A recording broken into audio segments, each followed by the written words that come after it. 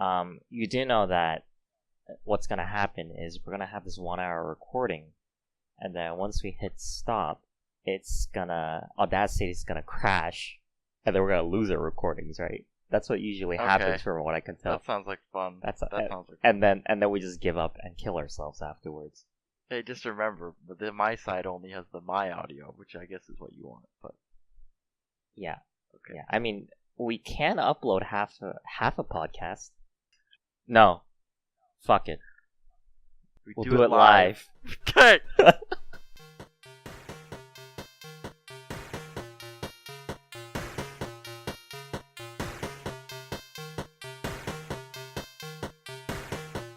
Alright, everyone, welcome to the Retrospective Collective podcast. Holy shit, that's hard to say.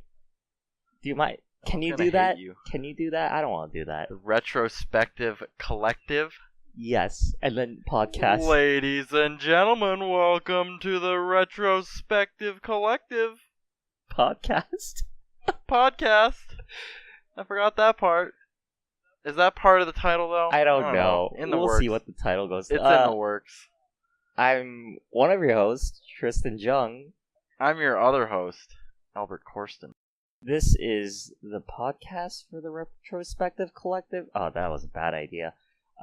Where, I guess, I don't know, I kind of meant this to be a supplement for the essays, but I kind of think it can just be its own thing.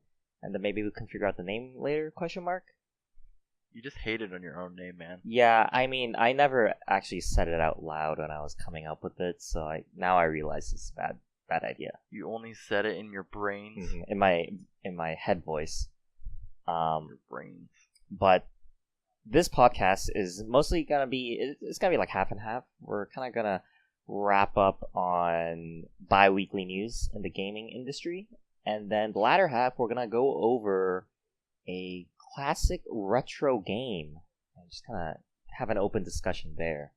I don't know the game, by the way, so this is going to be a surprise for me. Oh, me. yeah, you're going to be pretty excited about this one. It's going to be like, I don't know, I'm trying to think of like a really shitty old game I played. It's going to be... I don't know if I'm supposed to swear on this podcast or not.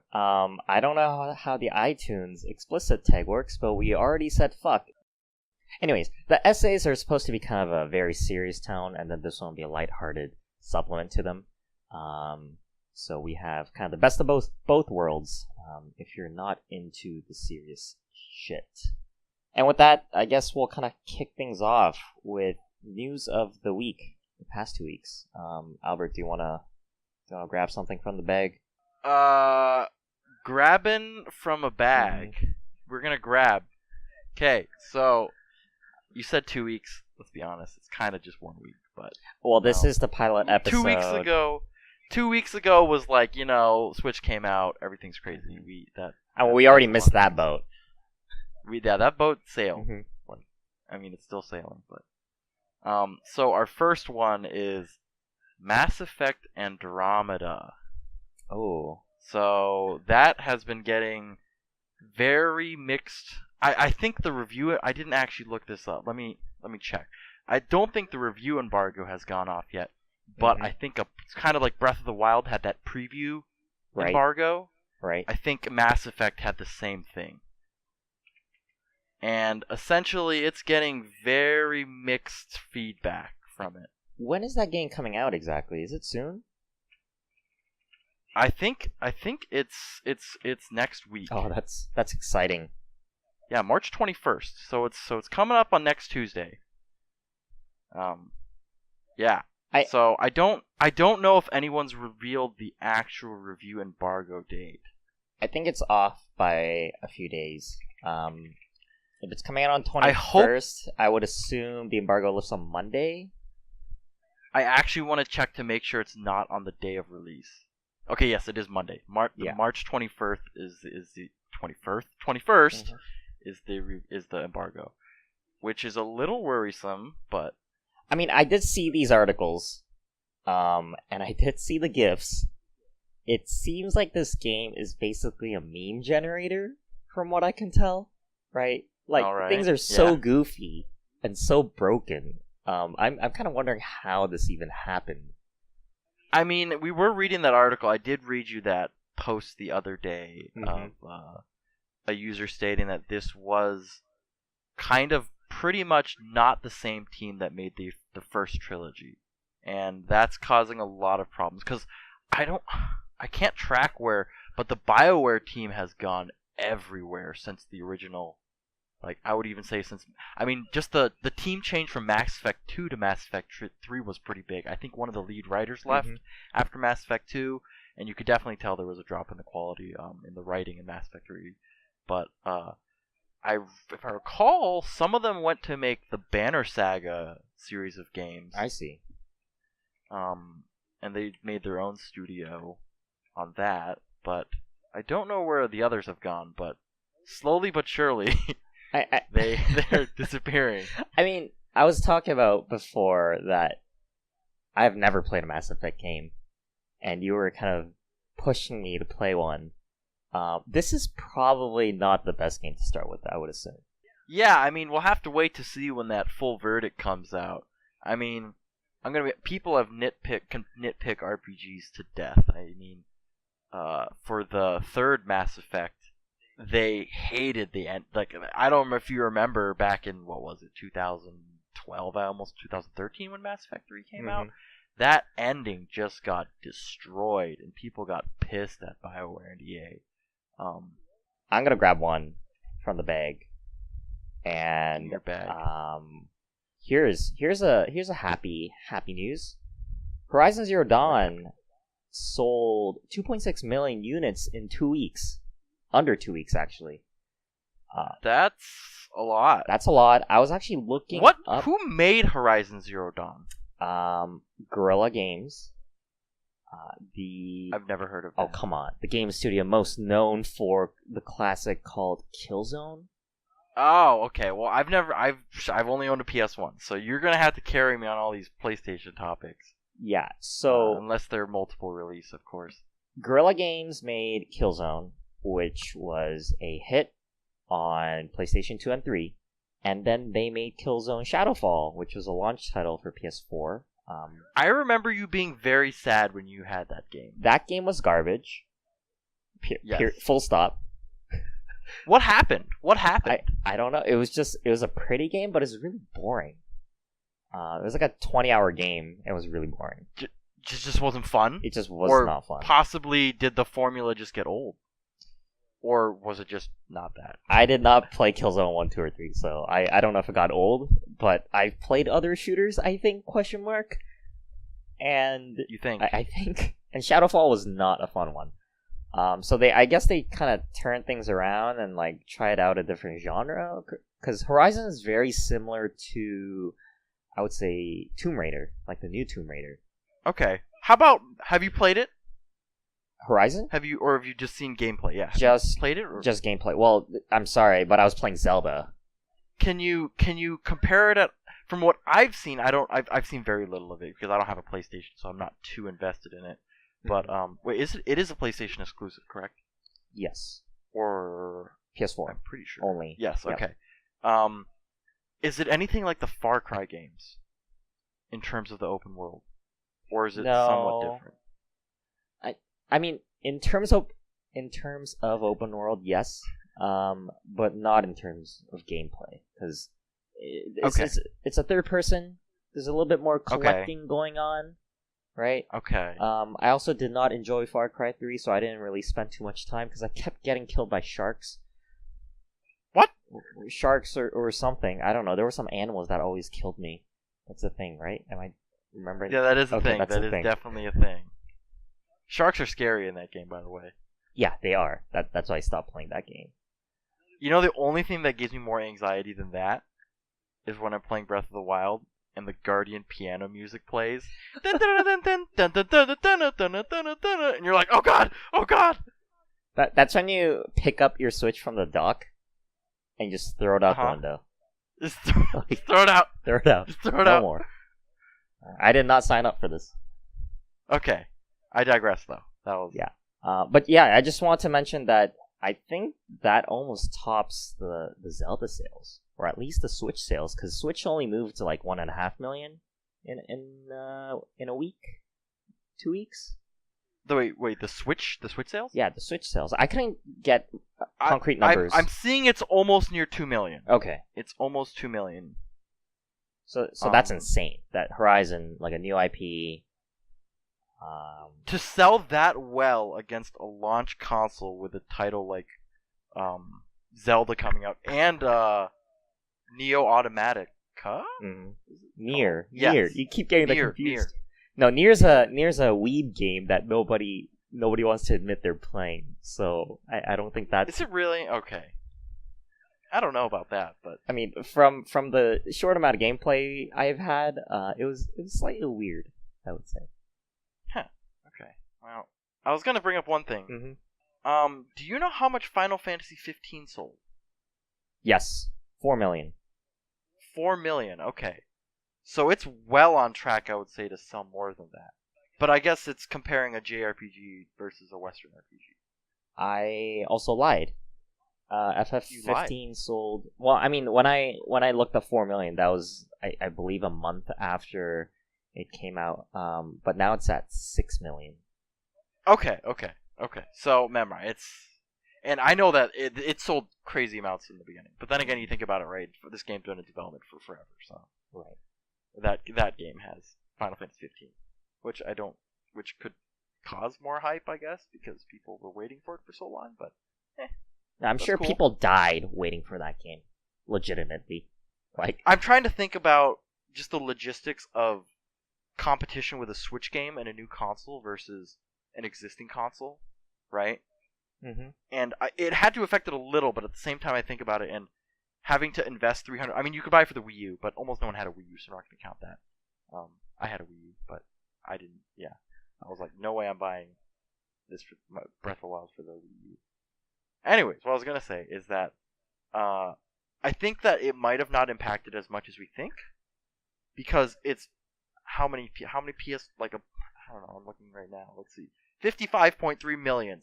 55.3 million PS4s have been sold, and then compared to the number of Switches, or the investment to get a Switch and a game for the Switch, I mean, everyone's just gonna be like, just give me the $60 game rather than the $360 Zelda machine or whatever.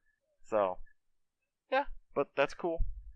It's probably, I mean, I'm trying to think of other recent big releases that have come out, and I mean, what do we have? Like, For Honor was like the last big one to come out. that did not go well, or so I've heard. Yeah, and I mean, before that, it was kind of the winter season, and that's kind of the dead season for video games to come out, right? Yeah, I mean, it's ramping up now. Yeah. It's gonna get crazy very soon. It's already crazy right now. We hit Q1, right? We hit Q1, so that's when the games come out, right? Because they want to start off their fiscal years, right? So they can slack off for the rest of the year. Yep. So Eiji Onuma can sit back and be like, "Yep, made my $50 billion." And then he looks over at Sakurai and he's like, "Where's your $50 billion game on the Switch? Where's your Smash? Where's your life gone?" Oh, that's right, you don't have one. Okay. Yeah. That's cool. Let's grab whatever's next. I'll leave it up to you. We have this Blizzard wants $8.5 million from a cheat maker for copyright infringement. I actually did not read this one yet. You did not read this one? Yeah, but give us the lowdown. So essentially there's a cheat maker for, I think it was WoW, was it? Or no, it was Overwatch. Sorry, it was Overwatch. No, it was both, Overwatch and WoW. Mm-hmm. And essentially they made a cheat that did stuff. I don't play too much WoW, so I don't really know exactly what it means in terms Gold of that. farming? But essentially, I don't know if it was a bot per se. I mean, obviously Overwatch was probably an A-bot of some sort, but I don't understand the WoW one. But essentially, it was a DMCA copyright infringement, and they're seeking $8,500,063. That's a lot of money. For damages. Yes, and that is an incredible amount of money. Oh, and yes, you're correct. It was a bot. Oh my god. That they were selling. So, I mean, this is one of the first cases that we've seen of a AAA publisher going after a cheat maker for especially this large of money. Did And Valve apparently, ever sue cheat makers? They didn't do that, right? I haven't heard of any specific lawsuits regarding the Valve games. And looking into it, it was they based it off of $200 per infringement, and it sold apparently 42,000, almost 43,000 copies. So that's how they priced it out. That's insane. That's like maybe in the early 2000s when you're using like LimeWire to download music. Oh, and then yes. there's like this one-off, very unlucky person that gets caught, and then they're charged something ridiculous, like $2,000 bucks like $1 billion per right? song. Like, it was $10,000 per song. And yeah. So I don't know if this is interesting because it might help in showing that hey, making video games cheats is bad, but at the same time, the cheat maker came from Germany, which Germany has very strong. I don't know how relations between copyright stuff and between the North America and Europe works, but I just want to compare it to Asia, where definitely a lot of the cheat makers reside, and the fact that they don't really go after that much stuff in terms of copyright infringement when it comes over to international borders. So I'm just intriguing to see where this is going to go when it comes to legal action and cheat makers. I mean, I just think of looking over the article, I just find it interesting that this was a legitimate company, it seems. Yep. Because there's a CEO and everything. While I'm not sure that's the same with a large majority of cheat maker. I don't know where a lot of cheats come from. I think a lot of them come from Russia and the Asia area over there. But yeah, hopefully there needs to be a stop eventually to get legal action when it comes to cheating. For some reason. I'm happy this ball's rolling, because whenever I played Final Fantasy 14, I just continuously got messaged by gold bots the entire time. Oh, yes. That was really annoying. Final Fantasy is actually one of the worst games I've played when it comes to gold spamming that weren't Nexon free-to-play titles. Oh, really? It was pretty bad. Guild Wars has had... They're like no... And WoW 2 are like known for having very good bot detection algorithms. But yeah, let's keep an eye on this and maybe come back to it in 7 years when they finally reach a verdict. $1 per cheat. $1 per cheat. Alright, I only have one more, so I'm gonna reach in there, pull it out. You're gonna reach on in? Reach on in. I don't know if you like Sonic the Hedgehog, but I love Sonic the Hedgehog. And I am slightly confused and worried about this new trailer that came out for the new 3D game they're making called Sonic Forces. I don't know if you've watched the trailer. We can just take some time now, if you haven't, and I'll just... I watched it. Okay. So it reminds me vaguely of Adventure 2 mixed with Generations, but the apocalyptic landscape reminds me of Crisis City in Sonic 2006, and that does not jive with me. I'm also not a big fan of the logo. I don't know if you've seen the logo, but it seems like Sonic is starting up a resistant movement. It reminded me of the Red Faction Gorilla. Yep. Almost. Like, Shadow the Hedgehog is gonna come out with his guns, Shadow's back, and they're gonna shoot up some military forces. That's what I'm worried about. I'm getting all these like PTSD moments in my head, and that's why I'm slightly skeptical, and I think that's what most people are feeling. Yeah. But the good news is it's coming out for Switch, so I don't have to get an Xbox or play it on my PS4. You can play it on the go. Play it on the go. You can go fast and play it. You can go fast in real life. Exactly. You can run and play the game. Perfect. Sonic. Yeah, anyways, that's that. I'll leave the last one up to you. Alright, so the last one, I mean, it's not too much of a story. It's kind of a story, but the CEO of Telltale Games, so maker of Walking Dead is the most famous one. They've done, like, I don't know, they did, like, the Minecraft thing, right? And Game of Thrones thing. But the CEO of Telltale Games, Kevin Bruner, has stepped down from his position, and I don't know if we have any more information on this, but it looks like they're just going on to some, quote, bigger and better. He might be leaving for just personal reasons, but all I know is that the Telltale games those story games have been very successful and very popular and have a great following behind them. So I don't know if they release sales figures, and I'm sure that they're not struggling at all. But I'm just curious as to why he might have stepped down. I've only played The Walking Dead. I haven't played the Game of Thrones one or the Minecraft one. But I'm just not into that kind of watching experience. Yeah, I've never been much for what do they call it? I mean, people call it the Telltale, but it's a not point and click adventure. That makes it sound. Choose your own adventure while watching a movie.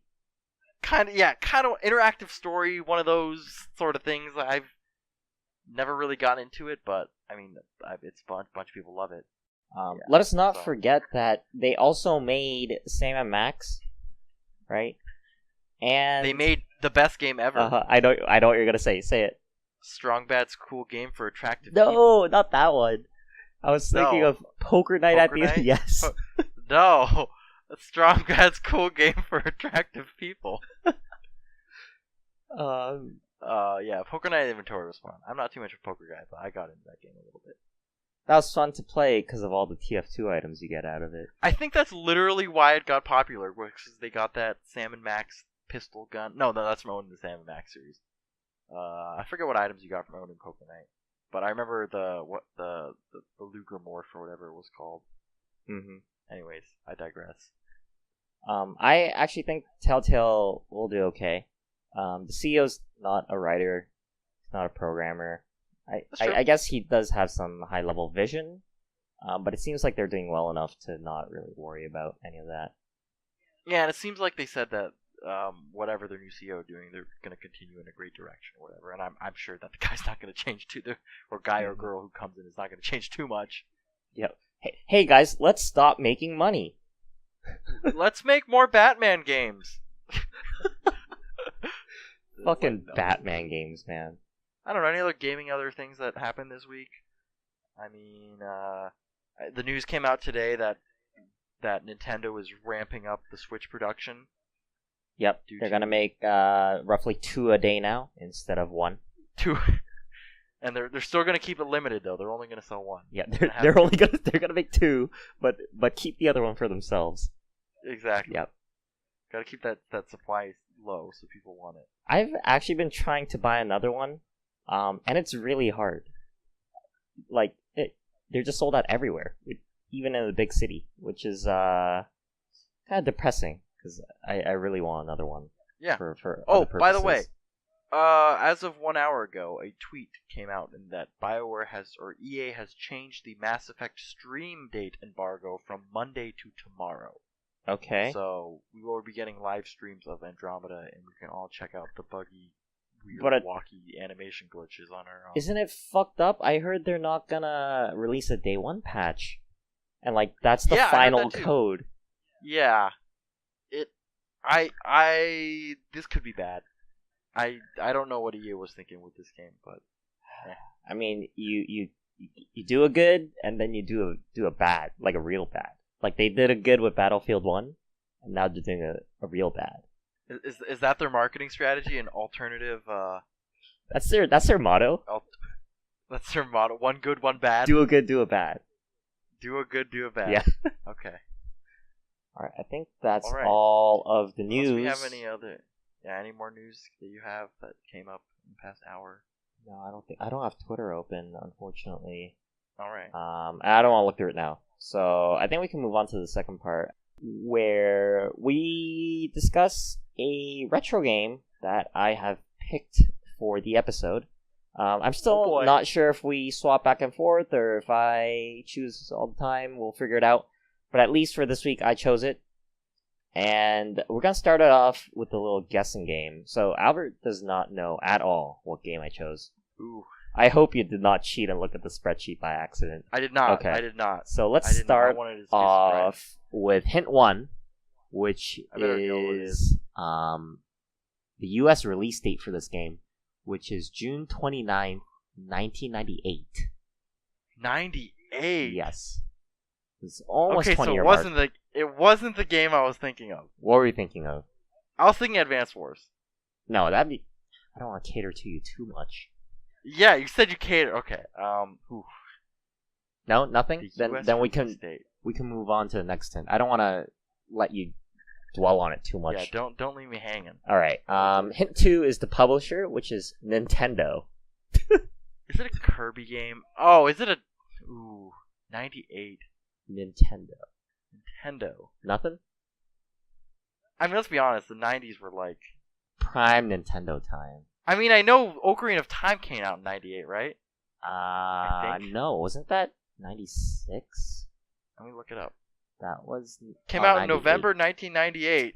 Okay, I lied. So another Nintendo game that was released in 98. But not June. So here, I also have a sound clip. Oh, this will be easy. No, it's a very short sound clip. Oh man, okay. It's aptly named Hint 1. Oh, okay, I know immediately. What is it? Donkey Kong 64. So close. Nope. Wait, no, what? Nope. Yeah, I thought you were gonna get it right away. I got really scared. Alright, so I sent you Hint 2. Oh, Banjo Kazooie! Yes! Oh, that's what I meant to say! Oh man, I was thinking, okay. Banjo Kazooie. Banjo Kazooie. Banjo Kazooie. Let me do a little intro for the game. A platformer collectathon game released for the Nintendo 64 on June 29, 1998. It's about Banjo, a male brown honey bear, and his friend Kazooie, a female Brigu? Oh god, I think. Breagle, that lives in his backpack, and they go off to save Banjo's little sister named Tootie. Yes, from Gruntilda, the witch. And I guess this was like part of the 3D platforming renaissance, right? Yeah, I mean, it definitely started with the N64. Mm-hmm. That's for certain. I looked up dates of similar games, and Super Mario 64 came out 2 years before in 96. And then we also had Donkey Kong 64 come out in 99.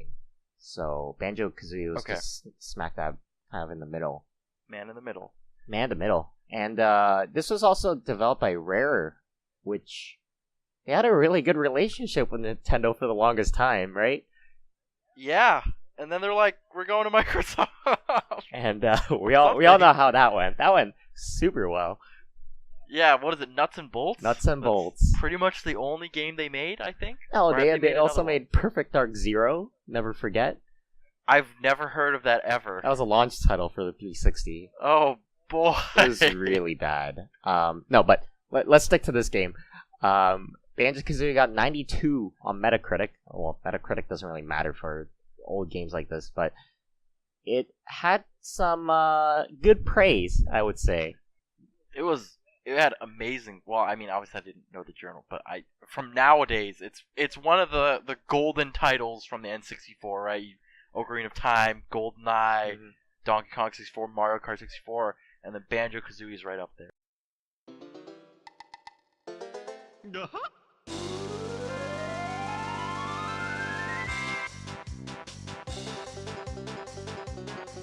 I actually played it again recently, and I feel like it hasn't aged that well. Mostly from the camera control point of view. Ooh, I can see that. But the gameplay's still I mean, fun. especially mangling with that N64 controller. Oh god, yeah. You look at that nowadays, you're like, how did I use that as a kid? How does this work? How does that work? And the lack of an analog stick for the camera just makes it so much worse. Like, it's so hard. But I did enjoy it as a child, so I guess that counts. I mean, let's get this out of the way. Best music ever. Yes. Best music ever. Best music ever. What is it? Kirk Grant Hope, right? That's his name? Kirkhope? No, Grant Pop? Oh, God, this is so... I'm Grant so Kirkhope. sad. I have it written here. I have a... Okay. Grant Kirkhope. Oh, you cheated. What was really unique about this game was the fact that they had dynamic music, right? So when you're on Mumbo Mountain or whatever stage you're playing on, and let's say you dive into the water, the music would still play, but it'll kind of like change instruments on you. And I think there were multiple parts of the level that just kind of did that. I actually found a video that I can send over. I'll link the video into the description as well. But did you know that all the tracks can actually be played over each other and it'll still sound like a cohesive song? Okay, that sounds disgusting. I'm gonna listen to this. They didn't choose my favorite music though. Okay, let me sidetrack here. Mm-hmm. What was it called? Oh, how can I? Was it TikTok Woods? Yes. Was that the final, the one where Click Clock Woods where it changed? Yes. That is the best level ever made for an N64 game. The fact it reminds me, this is a really weird change, but in Ocarina of Time, how you get to see the world in like the adult Link and how everything's all messed up and shitty, and then Kid Link, right? It's the same thing where you're like in the summer and you change the season. It's the same level to like spring, and now it's like raining and stuff like that, and the whole environment's changed. I loved it. It was amazing. Yeah, it was like mind blowing at that time. I know. I think the only other game that did something similar was Super Mario 64. They did not do seasons, right? I don't think they had seasons, but they had something similar to like, remember Tiny Big Island or Big Tiny Island? I forget what the level's called. In Super Mario, where depending on which picture frame you jumped in, you were either huge or yes, you're either tiny. huge or exactly. Yes, I remember that one. I think Rare took that to the next level and just made it incredible. Yeah, and I loved it. I mean, there's a lot of mixed reactions on this game genre. Just kind of going back, the collectible, having to get all the notes in a level, right? Mm-hmm. And having to get the skull guys and go to Gumbo or whatever it was, right? That was pretty good, wasn't it? That was really good. Yeah, and then having to get the little bird guys, those weird dudes, yeah. The Jinjos. Yeah, Jinjos. Yeah.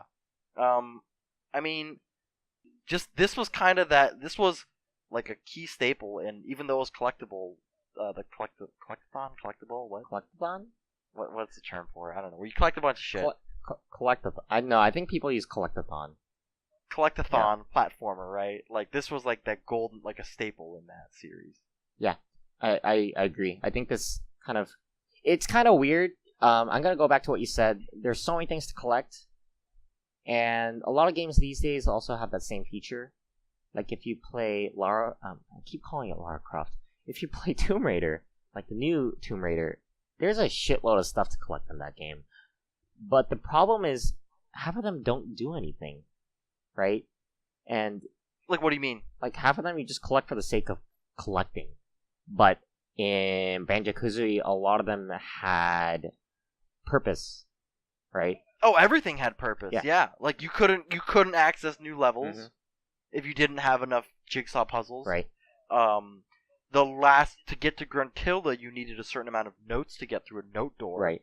So I mean, you had to do it to beat the game. Yeah, that's what I'm saying. So like everything has a purpose in Banjo, but I'm gonna go back to Tomb Raider. There's like these collectible treasures that you do, and all it does is like bump up your percentage and your completion. That's it. Yeah, I want to go into almost like Breath of the Wild when it comes to the Korok puzzles. Oh god. I feel like there's this niche genre of masochistic completionists that just love collecting these things. Mm-hmm. And the indie genre has kind of embraced that, and like once in a while games will come out that are like that. And AAA games that include that sort of thing make it an optional thing, like in Tomb Raider or in Breath of the Wild. Yep. And I feel like it was interesting to see when the Yooka-Laylee Kickstarter came out, how quickly that game got funded. And I'm worried a little that it will get a little hammered on in terms of reviews, because people mainly funded it for the nostalgia. Yep.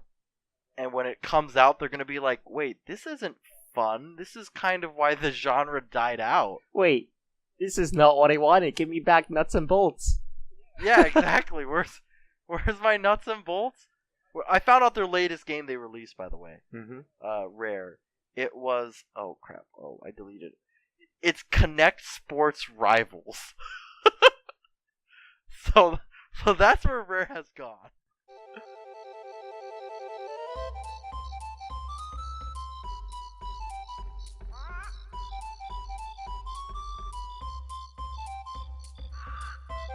I actually have some history about the game, which would give more insight onto how awesome Rare was relative to now.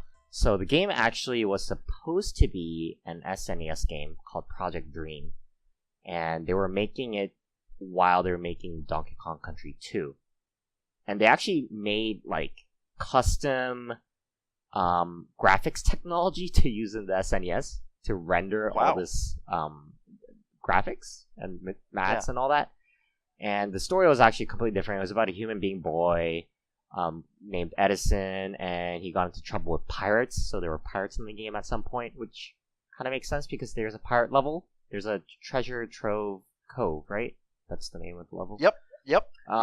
Eventually, they just scrapped the entire idea. They threw away their graphics tech and just made it on the N64. Interesting. And which came first? Was it this game or Conker's Bad Fur Day? I think Conker's came out in 2000. Okay, yeah, I was like, because this was, I think, their first 3D game that they made. Yes, you're right, 2001 actually. Yeah. Okay. But like them moving to N64 did not make things easier because like all their graphics rendering was very, very intensive for the system. So what they did was they were rendering like 64 by 64 pieces for all its textures, which was the highest that N64 could handle, but it ended up fragmenting the memory of the hardware. Mm-hmm. So they ended up creating a proprietary system for the Nintendo 64 that reshuffled the memory in real time. And I think this and Banjo Tooie are the only games that use that tech in that generation. Wow. Interesting. Yeah. So they went That's cool. all out. Rare was known for this, right? Rare Donkey Kong Country 1 for the SNES was fairly advanced for its time as well. Yeah. In terms of that weird... I wouldn't call it weird. It was a unique art style. It was like a weird 3D rendering. Weird. It was like weird, not 3D, but almost 3D rendering. But it looked good. It looked good and it ran well. And you can pinpoint the moment when Rare kind of fell apart, right? Went from this amazing first party to shovelware. I wouldn't. Okay, maybe that's too rude. I mean, for anyone listening, right? You go through the list of titles that Rare has made, right? We already said Donkey Kong Country, right? Mm-hmm. Mm-hmm. Then Banjo Kazooie. They made GoldenEye 64, right? Right. They made Conker's Bad Fur Day. Let's see, what was the Perfect Dark. Perfect Dark, right? Like all these legendary titles for the N64 and I guess SNES. And now they're making Connect Sports Action or whatever the hell that game was. Side note, Ukulele comes out in 2 weeks. So, 3 weeks. So, we will... I want to when we get to that podcast, I want to talk about that. Oh yeah, I want to get to that. I want to play that game. Yeah. Says the non-backer. Sorry, I spent my $20. No, that should be saved on another episode. Let's not talk about that here. Wait, we're gonna talk about why not? No. We're not gonna have an episode on that game. No, let's save not on that game. I'm pretty sure that will be brought up. Bring up the title for you. Want to bring up the title? No, don't even bring up the title. Just leave it as a secret. They're gonna for know. No, they're gonna leave know. it as a secret, or else they're not gonna want to come back. What a retrospective. There's not going to be much of a big perspective. Let's put it that way. No. Other fun facts that I found was they did not have Kazooie as a character. I actually love Kazooie. I love Kazooie. It's a she, right? He? Yes, it is. It's a bird. It's a female bird. Female bird. They actually wanted Banjo to be alone. And wings would come out of his backpack randomly. And legs would also come out of his backpack randomly. And Dear God. they realize, hey, maybe this is kind of creepy, and we should just put a bird in there. And that's how they made Kazooie. I mean, it makes more sense than arms coming out of a backpack. Yeah. I mean, but it kind of became their staple, right, of doing that thing. Because then they did Banjo Tooie was the sequel, which I actually never played, but... I've actually never played that as well.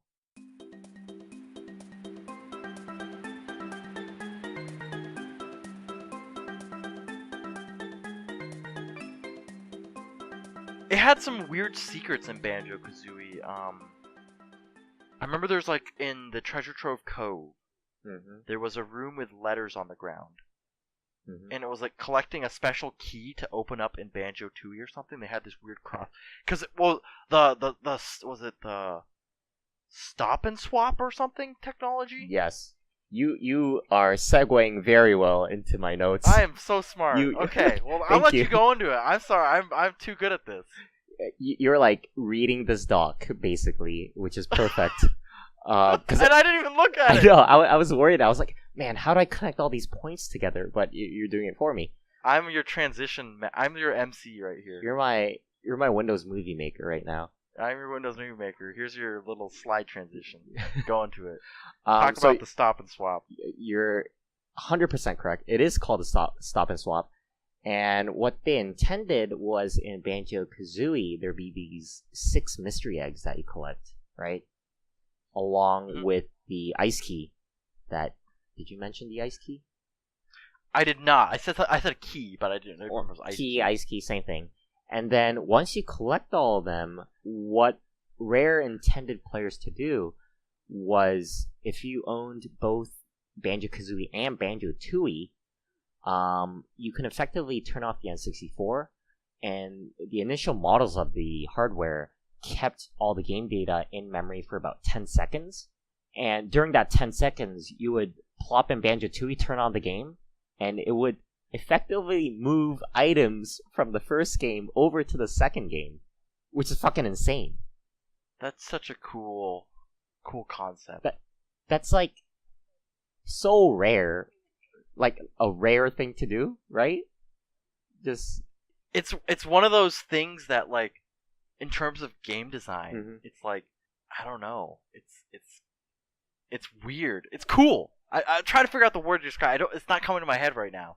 I mean, even now, there's rarely things like this. It's using the physical world to impact the game. Right.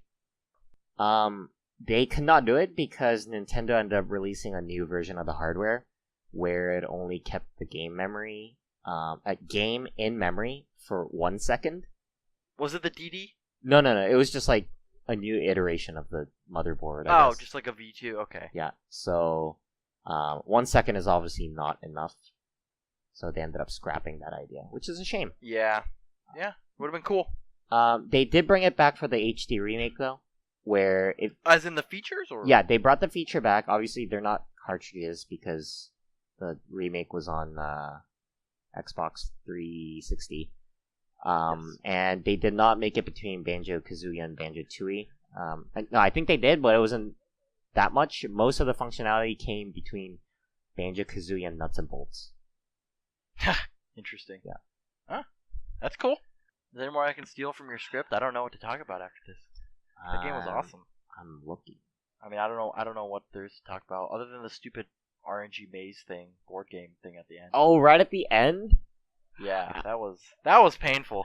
I mean, as a kid, you're not gonna realize that you're supposed to write all these things down. No, I mean, some of them were horrible. Some of them were like, I say this, and then it made like text of a noise, and it's like, what? Which character said that? And then it's like, here's a picture from a random stage. Where did this come from? It's like, Oh, there was actually one more thing. Speaking of the final boss, let me try to find the note. Mega Jinjo? No. Oh, here we go. Alternate ending. Gruntilda's final spell. She actually misses in the final cut of the game, but originally they wanted her to hit Banjo and turn him into a frog, and there would be a separate part of the game, like a second part, where you play as Tootie and you have to get Mumbo tokens to transform Banjo back. Oh god, dude. Yeah. That's like some sort of what is it called? Ghouls and Ghosts, Mm-hmm. where you beat the game once, they have to beat it again. Yep. Oh, that's torturous. I'm glad they took that out. No, I mean, I think that would have been awesome. It's like you think you finished the game, but you... But how was Tootie out, though? That's the question. Hmm? She was still in, like, the jail. No, it was like... I don't know. I guess they changed the sequence of... Yeah, it's obviously on... It's not... Yeah, we don't know all the details, but... There was that weird cutscene where, like, Tootie, you lose, game over, right? And then Gruntilda turns into the hot girl, and you're like, that ain't so bad. And then you're like, I feel bad. I should probably save my sister. I was scared of that game over sequence. Actually, a lot of things in that game Really scared me. I don't know if you had the same feeling, but like so much crap in that game scared me. I don't know why the mummies that like when you're walking in the overworld stage, they're like, ooh, like they come out of the coffins. You're like, oh god. Although best upgrade by far, Pumpkin guy. Pumpkin was good. Pumpkin was pretty good. I don't remember all of them. I like Alligator. Alligator was good. Alligator's pretty good. Was washing machine a thing? I feel like I've seen it so many times. I don't remember if it was really a thing. It might have been. It might have been Ikabokum something. But yeah, during one of Mumbo Jumbo's transformation spells, he will accidentally turn Banjo into a washing machine. Ah, yes, that was true. I was like, I know you're not crazy. I think I've seen that too. Mm-hmm. All right. I really miss all these games that did a lot of fun things and was complete. And yeah, It's kind of depressing to think that in the video game industry, it's not a bad thing that we take ourselves a lot more seriously as like an art form and as a media, but definitely with that criticality, the need for being serious in a lot of games has gone up, especially for like a AAA game. That you can't just make these fun, wonky games anymore. I mean, you can, but let's be honest, they get nailed and they get picked apart by critics, and they don't sell very well. I mean, when's the last time you can think of a game like this that... I'm just trying to think. Like, Wonderful 101, right? Yep. The game that game got destroyed. But I heard from a lot of people it was a really fun game, but it did horribly in terms of the critical reviews. On the other hand, like, Splatoon's pretty funky, but that game did really well. That's true, but I would say that's a... I would say... I wouldn't say it's in the same kind of character realm. Maybe. Because I mean, it's essentially like you just took a third-person shooter and then just reskinned it with squids and kids. Okay, it is kind of wonky. Yeah, it's pretty screwed up. But I mean, that's kind of almost the outlier, though, right? It happens more often than it doesn't happen very often, essentially. Mm-hmm. So yeah, that's all the notes I have. I think you brought it up already, but a lot of the team members that worked on this game left Rare, thank God. Okay, no, I should not throw shade at Rare like this. I mean, the modern one, yes, you can throw shit. Okay. They left to make an indie company called Platonic Games, right? Mm-hmm. And they're making a spiritual successor called Ukulele. And it's made on Unity. That's my only gripe about that game. Yeah, it has that Unity vibe to it. The Unity clay, I don't know how to describe it, but just feels funky, and I do not like it. Do not want. But hopefully they'll prove me wrong. They probably rewrote Unity from scratch, knowing them. I mean, you played it at what, GDC, correct? Yeah, I played at GDC. That's a little worrisome. I was going to say, if you played it like maybe 3 or 4 months ago, it might still be polishing, but I mean, GDC was last month. But then again, they were on a test build, so I don't know how old that test build was. They've got like 2 months to polish it up. But I guess it's selling physical copies too, I think, so maybe not. Yes. We'll have to see. Yeah, we'll see. Fingers crossed. It'll have Grant Kirkhope music in either way, so, I mean, we're good. If anything, just close your eyes and listen to the music. There you go. Dude, you can pick that music out anywhere. Yeah. I was really scared you actually got it from that first hint, which is No, literally I was one going note. to. I thought of it, but I said Donkey Kong 64 and I meant to say Banjo Kazooie, and they're both rare games, and they're both the same freaking composer. All right, I'll give you half a point for that then. Okay. Half a point. Were there any more hints, by the way? There was one more hint. Oh, okay. I would have gotten that. No, I thought you were gonna do the maybe the when you're on Kazooie's things it goes. Burp, burp, burp, burp, burp, burp, Oh, that thing. I Yeah, actually that noise. part of preparation for this episode was like, do I practice that voice? Because You should have just ikampokam. no, I That think, one's easy to do. but I think you covered for me very well with Mumbo, so I was a little bit more relieved because I remember when we were talking a few months ago, I was just making random Kazooie sounds, Oh yeah, you're pretty good. but I don't think my throat is not in a good state right now, so I don't think I can do it anymore. Oh, okay. Well, you got it. Awesome, and I think that's it for this episode. All right. How'd that feel? To quote a man from a game called Xenoblade Chronicles named Shulk, I'm really feeling it.